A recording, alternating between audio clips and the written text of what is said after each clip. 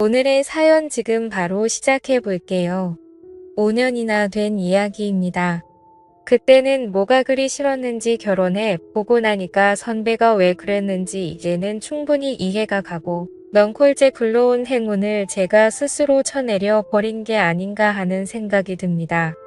예전부터 오래 알고 지낸 선배가 한 분 있습니다. 그때는 제가 총각때였고 선배는 결혼을 했고요. 저도 직장이 생기면서 자주 찾아보지 못했는데 직장 생기기 전에는 이 선배뿐만 아니라 형수님하고 같이 해서 자주 만나 시간을 보냈습니다. 그런데 오랜만에 선배가 먼저 저한테 오랜만에 술 한잔 하자며 연락을 해왔습니다. 오랜만에 만나는 선배라 그런지 조금 기대도 되더라고요. 동종업계에서 일하는 사람이라 이 일 관련해서 경험적으로 배울 만한 것들이 있었고 그때쯤 저도 직장에서 자리를 잡고 있느라 물어볼 게 좀 있었습니다. 약속 장소에 도착하니 선배는 형수님하고 같이 자리에 있더군요.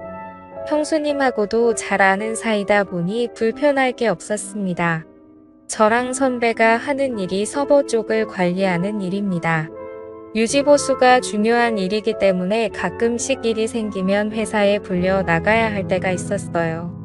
그런데 마침 선배 회사에서 시스템이 먹통이 되었다며 선배한테 연락이 온 겁니다.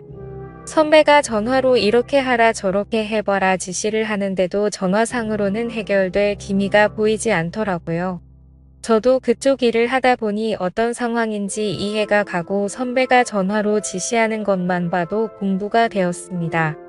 그런데 도무지 유선상으로는 해결이 안 되는 일인지 선배가 잠깐 회사 좀 빨리 다녀올 테니 둘이서 마시고 있으라고 하고 자리를 비웠습니다. 형수님하고는 이미 잘 아는 사이였지만 막상 둘만 있게 되니 뻘쭘했습니다. 단둘이는 있어 본 적이 없거든요. 형수님은 약간 범접하기 힘든 포스를 가진 분이었습니다. 저랑 동갑이기는 했지만 전혀 다른 세계에 사는 사람 같았거든요. 공부도 잘했고 해외에서 석사 학위까지 받아온 사람이었어요. 배운 여자에다가 세상에 힘든 일이라고는 한 번도 안 해봤을 것 같은 곱상한 외모를 지니고 있었습니다. 내조를 잘 아는 타입이라 제가 선배하고 자주 만날 적에도 항상 자리를 지키며 있었어요. 술도 입에 잘 대지를 않았었습니다. 저랑 선배는 한 번 마시면 끝장을 보는 성격이라 밖에서 마실 땐 형수님이 항상 정신을 차리고 있거나 선배 집에서 술을 마신다면 선배 재우고 저도 방에 자리를 깔아준 뒤에 뒷정리까지 깔끔히 마무리 짓고 잠에 들거나 하던 사람이었거든요.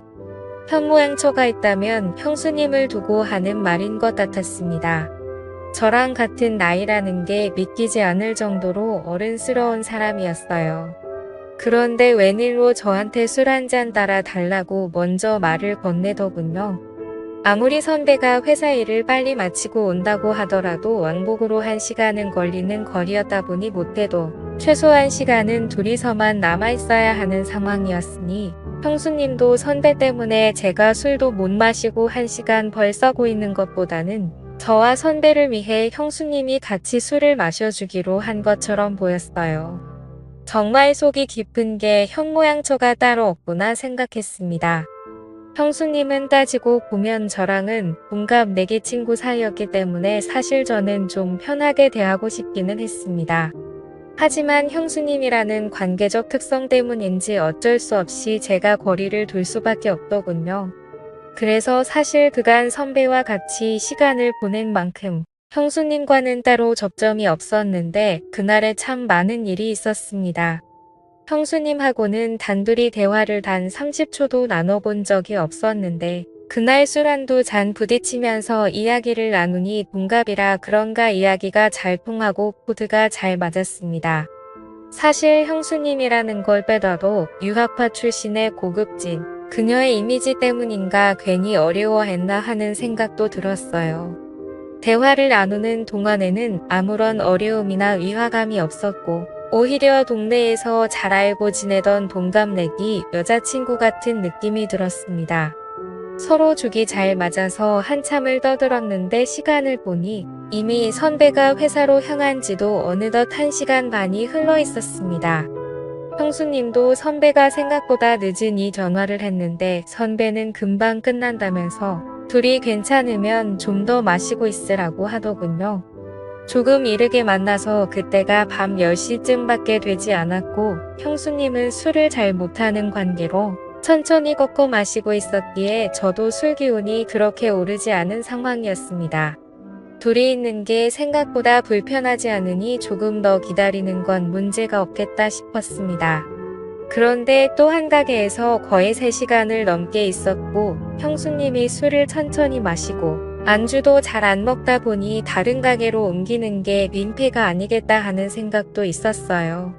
주 정도 소주 맥주를 마시는 것보다 형수님이면 와인 같은 걸 좋아하지 않을까 싶어서 자리를 옮기자고 권했습니다.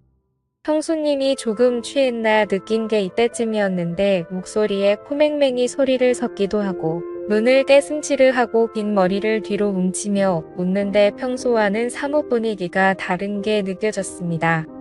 형수님이 먼저 좋다고 자리를 옮기자고 했고 근처에 있는 와인 바로 자리를 옮겼습니다. 조금 프라이빗하게 방형식으로 되어 있는데 조명이 불긋불긋한 곳에서 형수님을 보니 분위기가 묘하더군요. 간단한 치즈 안주와 함께 도수가 제일 약한 와인으로 주문을 했습니다. 괜히 형수님이 취하면 그것도 문제가 되겠구나 싶었거든요. 그런데 와인이 맛있다며 엄청난 속도로 술을 마시더라고요. 그러다가 그녀가 팔을 뻗으며 테이블 위에 있던 물병을 제 쪽으로 엎었는데 뚜껑이 잘 닫혀 있어서 물이 많이 흐르지는 않았습니다. 그래도 테이블 위에 살짝 흐른 물을 닦으려고 티슈를 꺼내는데 형수님도 술기운에 당황해서 팔을 뻗다가 둘이서 서로 손을 잡아버리고 말았습니다. 서로 전기가 통한 듯 저와 형수님은 손을 맞잡은 채로 멈춰 있었고 정신이 아늑해지는 것 같았습니다. 그리고는 자리에서 일어난 형수님이 자연스럽게 제 옆으로 앉더군요. 자기가 조금 취해서 어지럽다면서 잠깐만 쉬어도 되겠냐며 제 어깨에 기대 눕더라고요. 형수님 머리에서 나는 은은한 샴푸 향에 정신이 아늑해질 뻔했지만 남아있는 이성의 끈을 잡으면서 이러면 안 된다고 몇 번을 되뇌이며 정신줄을 붙잡았습니다. 형수님은 일어날 생각이 없는 건지 계속 제 어깨에 기대서 있었고요.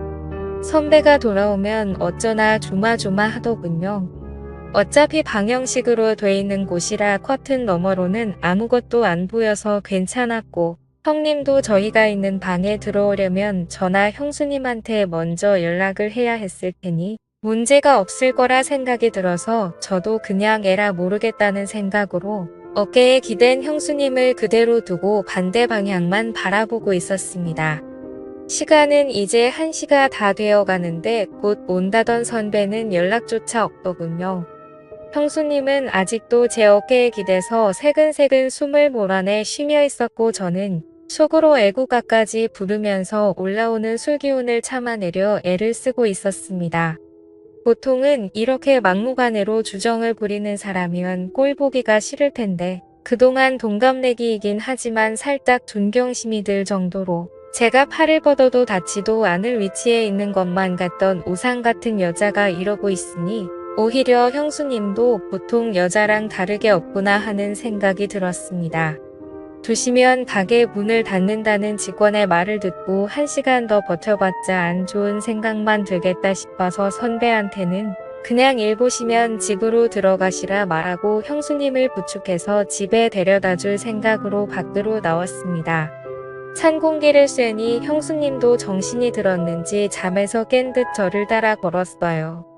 택시를 붙잡아 형수님이 타는 것까지 봤는데 형수님이 혼자서 무서워서 못 들어가겠다면서 저보고 집까지 바래다 달라고 하더라고요. 여태 흐트러진 모습 한 번 보인 적 없던 형수님이 제 앞에서 코맹맹이 애교 섞인 목소리로 땡깡을 부리니 저도 남자라 그런가 그 상황에서 형수님을 두고 떠날 수가 없었습니다. 뒷좌석에 나란히 앉아서 가는데 중간에 일부러 자리를 비우고 앉아 있었는데 형수님이 머리가 아파서 옆으로 제 다리를 베고 눕더라고요. 왜 이렇게 빈틈을 보이는 건가 싶었는데 혹시 일부러 이러나 형수님이 나한테 관심이 있는 건가 이런 생각까지 들었습니다.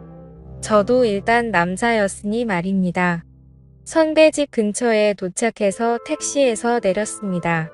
기사님한테 잠시만 기다려달라 말하고 형수님을 아파트 현관까지 바래다 줬어요. 그런데 형수님이 갑자기 술이 좀 깨고 싶다면서 저보고 잠깐 아파트 단지라도 한 바퀴 돌면 어떻겠냐고 하더라고요.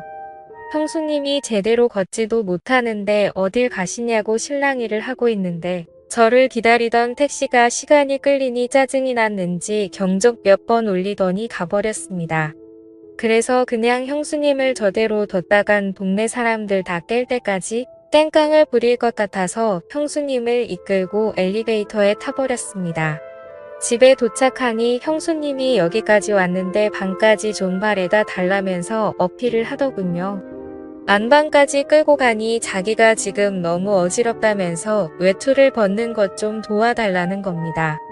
형수님 술이 너무 취하신 것 같은데요. 하고 제가 한 걸음 뒤로 물러서 저는 이만 가보겠다고 하고 제가 할 길을 가려고 하는데 침대에 눕혀놓은 형수님이 어느새 저한테 다가와 제 뒤를 끌어안았습니다. 선배한테 집으로 오라고 연락까지 해놓은 상태인데 선배는 분명히 집으로 돌아올 테고 그 상황이 두렵고 불편하기만 했습니다. 하지만 이 상황은 피해가지는 못할 것 같고 형수님 또한 내 생각에는 제정신이 아닌 것 같은 상황이고 대충 장단만 맞춰주다가 잠에 들면 이 자리를 재빨리 빠져나와야겠다는 생각을 했습니다. 자꾸만 불을 켜고 오라고 하는 걸 눈 뜨고 볼 수가 없어서 불 꺼진 상태로 형수님을 도와줬습니다.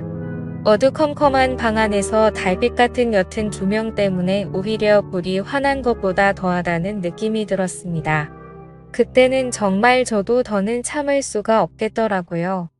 그래서 형수님을 확 밀치고 저는 가보겠다고 하고 후다닥 도망 나왔습니다. 그 고상하고 조용했던 내가 알던 형수님이 맞나 싶더군요.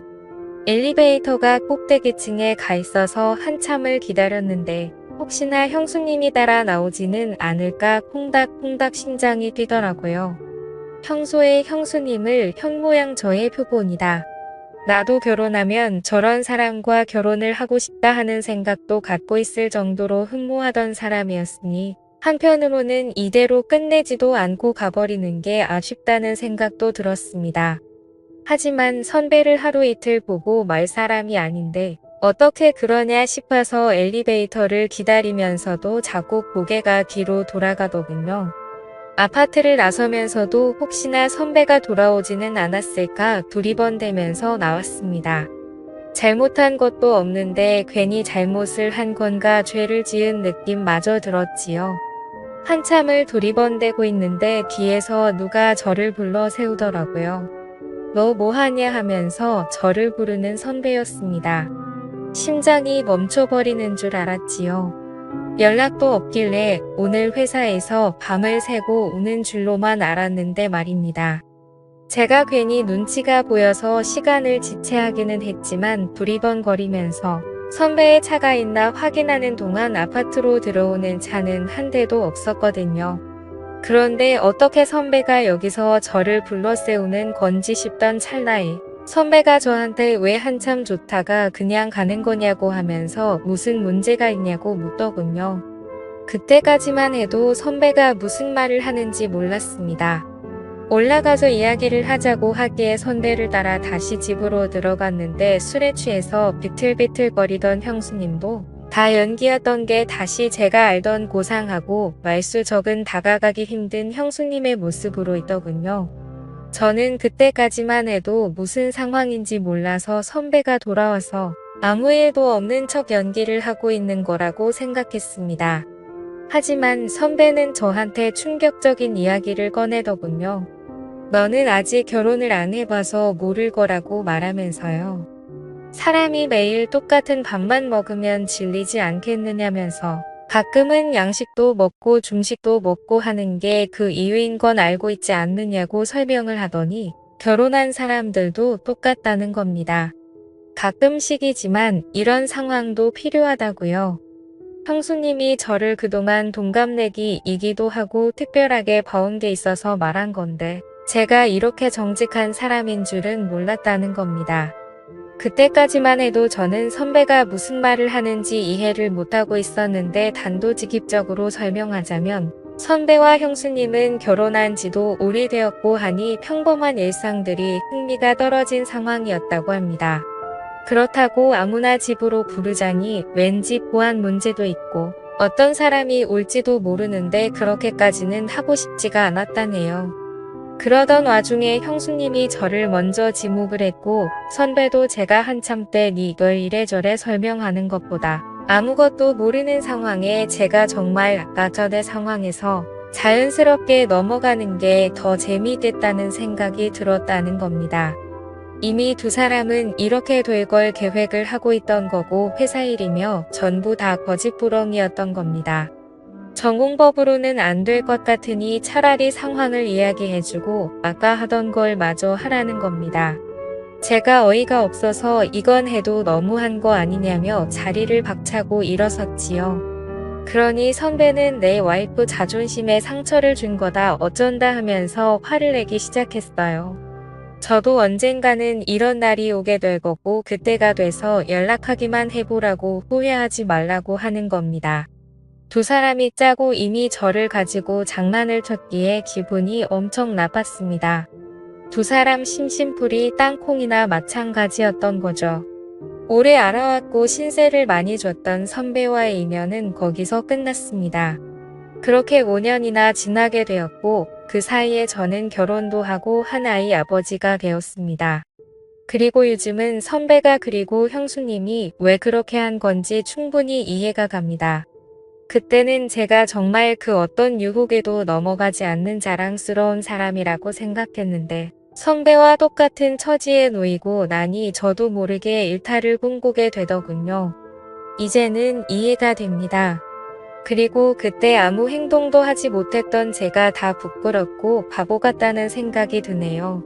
오늘의 사연은 여기까지입니다. 긴 사연 끝까지 들어주셔서 감사합니다.